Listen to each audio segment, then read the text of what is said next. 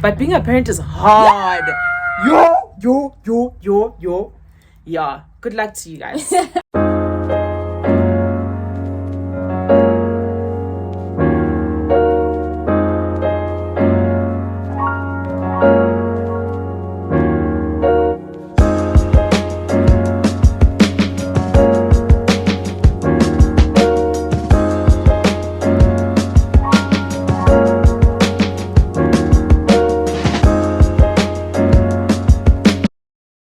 Hey guys, welcome back to our YouTube channel. I'm Gugu and I'm here with the love of my life, Kearabilwe, and we are your favorite queer couple. Alright guys, so today we're gonna do a video. I just pulled Gugu aside and I was like, hey, there's a thoughts that I wanna thought out with the people. Yeah.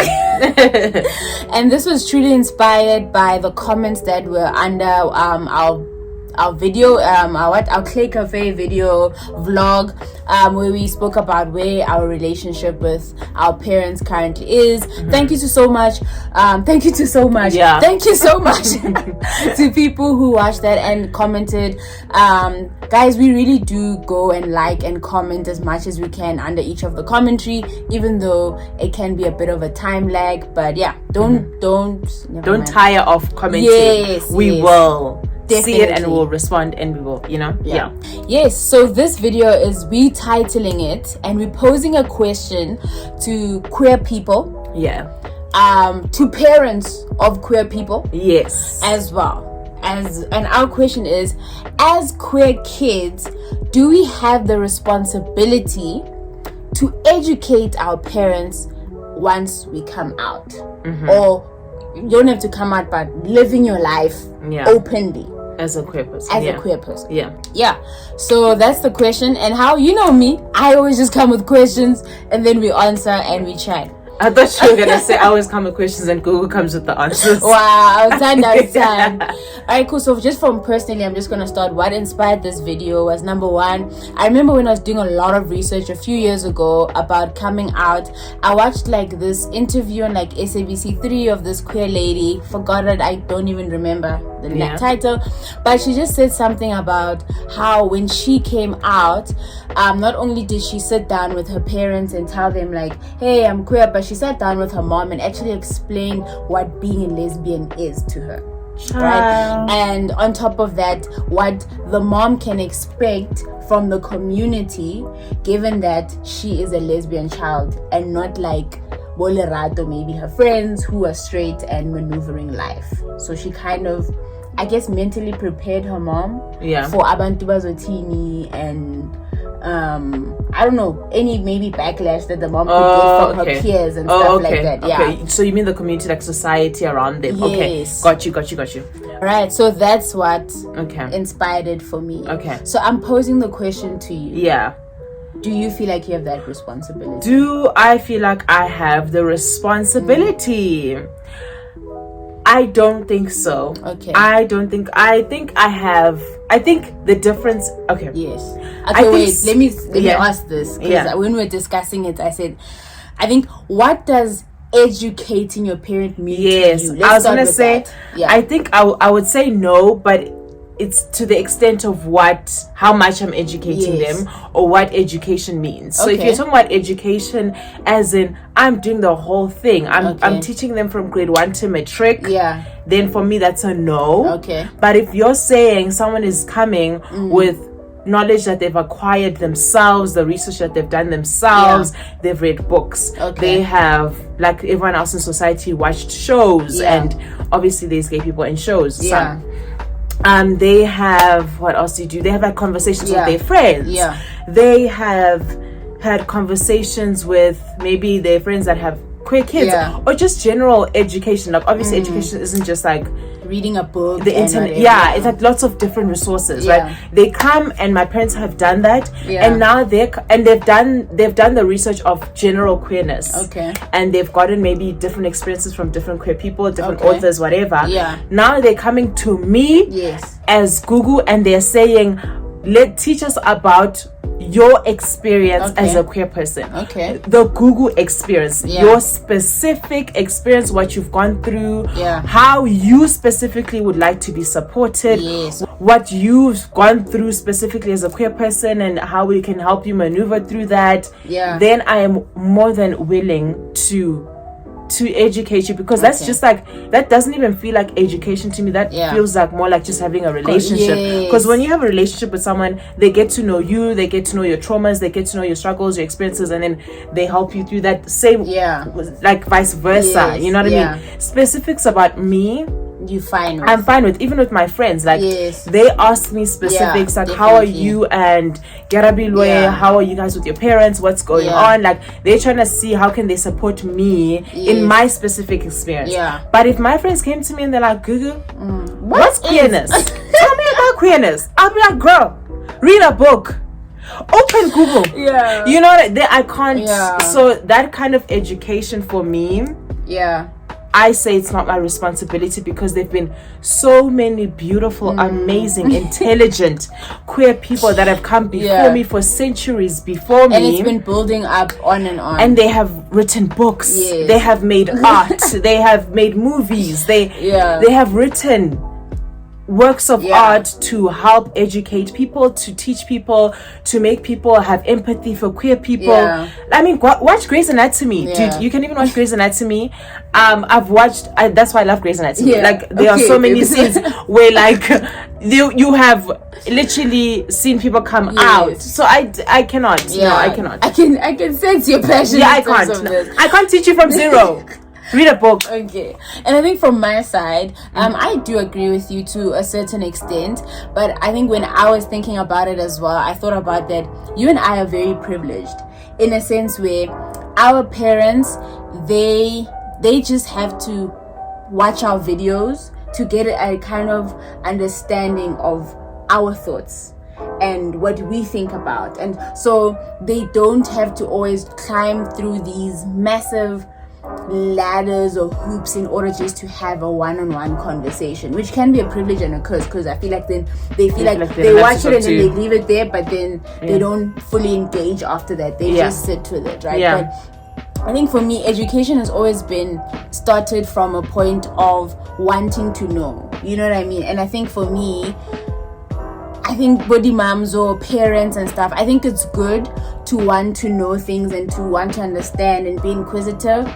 The reason I don't agree with having to do the education is because I feel like it can be a scapegoat for parents, wherein they feel like they must go ask their peers, they must ask their partners, like they must know what type of information or what burden to put on their child, given that their child is the one that is actually living through the queer. Like queer people are part of the oppressed group, so then you can't ask the oppressed to teach the oppressor. And it's just like the oppressed is already tired. They are already living life. They are trying to get through the day. On top of that, the reason why I say there should be some form of education and communication is because our parents, and that's wrong, but that's society, within like especially like African spaces or spaces where people of color can't speak outside of the experience of people of color, we have communities like, you see, when someone's getting married, they know that they're gonna speak to someone.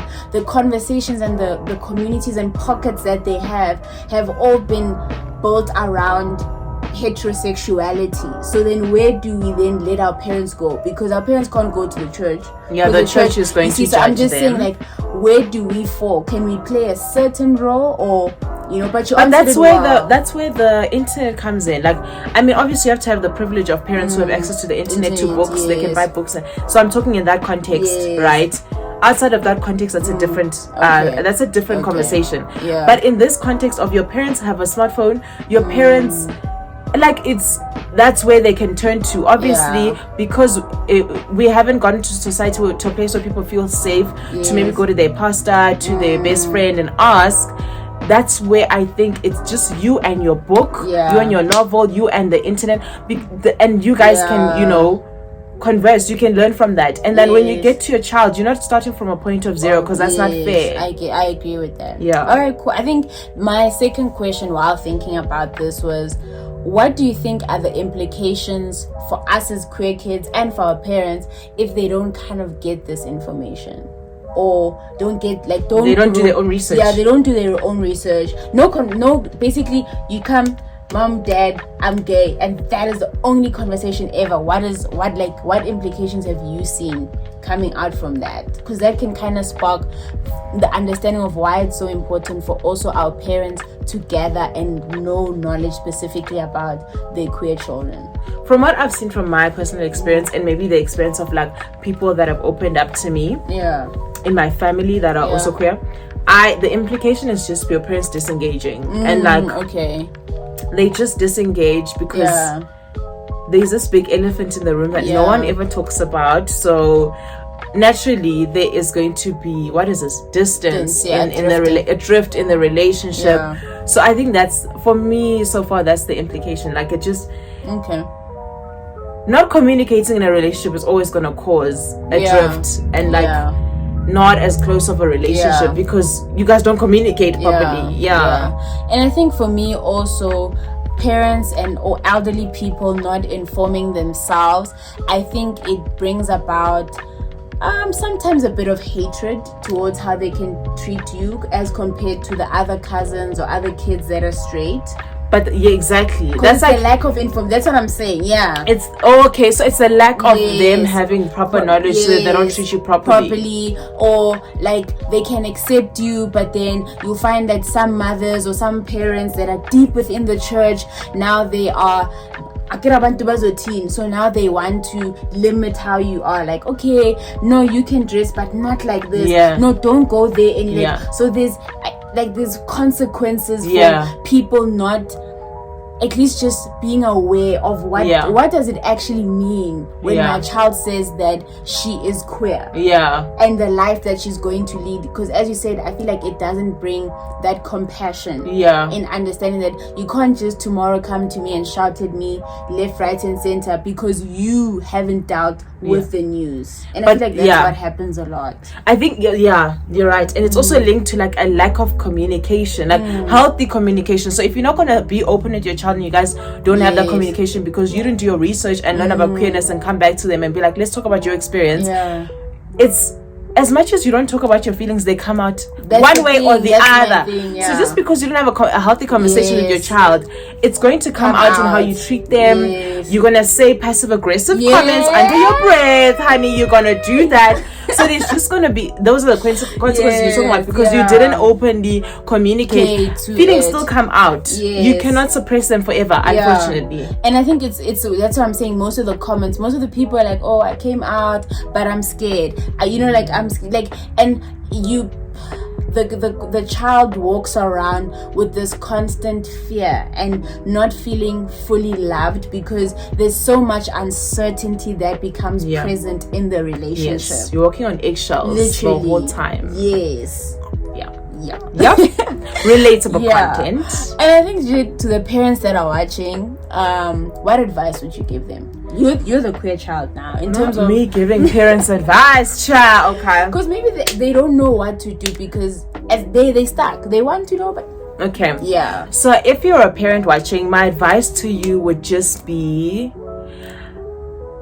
open to unlearning and learning. Like literally, I think take your ego out of it. Honestly, throw it out. And bring yourself, your soul into it, and be in a place where you're open to learning and unlearning, to be open to honesty, be open to truth, be open to seeing the other person and letting them see you, like be open to vulnerability, and just have an open and honest relationship with your child, and be open to also the challenging. It's not gonna be easy. It's gonna be challenging because you're learning something new. You are you are paving a new path in a relationship, so there's gonna be growing pains, it's gonna be tough, but it's worth it if you love your child. And if you say you love your child, it should be worth it. And it's what's best for your child. So just do it. That's my advice. Just do it. Just have empathy. Like put yourself in your child's shoes. Like if you are the queer child, what would you have liked from a parent? do that. Yeah. And also, don't only use that. Sometimes listen to what they would like. Yeah. So just because don't support them in the way you would like support. Yes, Sometimes if it's different and they tell you this is how I want to be supported, true. listen. I think the biggest advice I would give a parent is just listen. I don't think parents listen enough. Yes. Parents like to talk and instruct a lot, and if some of them are very problem solving, like this is not a problem. You don't have to. It's not a problem. You don't have to solve a problem. There is no problem to be solved. The problem might be you. Maybe solve that, and like just be open, and like your child's not trying to fight with you. Like honestly, like as much as you might be, it's scary territory for you as a parent. It's also scary territory for your child. So you guys can just kind of maneuver it and go through it together. I agree with that. It's less scary when you do it together. Yeah, true. I think for me, my advice is especially in terms of like by educating, I mean just knowing more about what's actually happening. Don't just holding on to what you saw or people told you lesbians do got 2010 or got 1990, like this, you know, like that's what I mean. Like let's not like don't take the word educating as like a big scary word. It just means like going and like finding your own knowledge and like kind of just getting more info, man. Googling some stuff. Literally, I think for me, my advice would be number one, if you don't know, recognize that you don't know. That's super important. If you don't get to that stage, there's nothing. Step number one, recognize. Step number two, don't put all the work on your child. Right? Never do that. They already have work that they're actually unpacking and going through via the childhood trauma of them being queer. So don't add. So certain questions that you might have, like, can my child, I don't know, nothing's coming to my head. You must know who you can go ask that question to, because some questions can be triggering. Not every question you must go ask your child. I think because they can be triggering. So like decipher that. And as a parent, I feel like it is your responsibility to create a support system for you. Don't make your child your support system for your child being queer. That's not okay. But never do that, because like it's not gonna work. So have that friend, have that whatever, have those people who you know that I don't know how to deal with Kearabilwe. There's something I want to ask her, but I don't know. Let me go ask my friend. Don't come and ask Kearabilwe or something that you then it's just awkward. So I think that's my advice. And there's such power in graceful silence if you don't know. Like if your child comes up to you and they're coming up with something that you don't know, it's a new thing, or mom, can so and so come sleep over, or we're going away, silence. And that's by healthy silence, be like, let me think, I'm taken aback, I'll come back to you, and come back and actually come back to them. I think that's what Gugu's, when you start seeing your child as a human being and as a person that they are, you communicate in that sense. Like, listen, this is quite unexpected for me, but let me sit, and I'll come back to you. And when you come back, you've consulted your people. You've done the work that you needed to do to come now show up in this space as that type of parent. But also it's important, like as she said, like and consult your people. Please make sure your people aren't toxic. Because then there's no point. But so I think that's the video, and I think just wrapping it up, 2-3 sentences, like, why do you think it's difficult for parents to start this journey? I think just like years and years of mental programming of like, this is how things should be, this is, if I have a female child they should marry a male, if I have a male child they should have kids, and all of this like programming and like, I don't know, the societal norms, like deprogramming that is hard. And I don't know, for some reason, like the internet has helped our generation do it at like an accelerated rate. So we also expect it from our parents, like they should also do it, and but then it's not exactly the same. So I think it's just hard because our parents also, they have a big link to, like, our grandparents are our parents' parents, and that generation child is a whole other story. So they're also probably thinking of, what are my parents gonna think? They're thinking, I guess, what are my friends gonna like? It's a lot. I can see that it's a lot. But I just think at the end of the day, your child is the most important thing in the world, and like, put them first. And versus like, what are my friends gonna think? You can get new friends. But I don't know. I guess that's why it's hard for them. I don't know. I've never really thought about like, why is it hard for them? But that's the first answer I could think of. I think for me, I agree with you. There's a bit of like abantu bazotini, a lot of having to step out of what you thought your child's life was gonna be. You know, but I think, sorry, can I also say, I think what's also hard, sorry to interrupt you, I think it's like your parenting style can also make it hard. I was literally about to say that. Oh, really? Literally, I was about to say that. Like, if you have that dictator parenting style, it's just never gonna happen. Like, you're never gonna understand you're never gonna be humble enough to go to your child and be like, I was wrong about this, and I'm willing to hear you, and let's start over. Oh, I'm sorry I said this about your sexuality. I'm willing to learn. I want to learn. It's, if you have that parenting style, you're never gonna do it. So you just have to change your parenting style, and I think that's a hard thing to do. It's a very hard thing to do, definitely. I was gonna say that, and that's the video. I think to all the queer kids out there, the queer people that are part of the alphabet gang. I love it. You know, just wishing you guys just love and light. It's Pride Month. Yes. We're doing this kind of, what did I say? I said queer. She said Queertober. You know how there's Vlogtober? We're doing Queertober, where we just talk about gonna drop random thoughts, honey. Here and there. And to all the parents, I really do believe, like, for me, I believe in people, I believe in conversations, I believe in conversations having to occur, and recognizing that everyone is a human being, even a 2-month-old baby deserves the love and respect that they have to get. And I think my last tip to parents is, that's why I said, have healthy silence.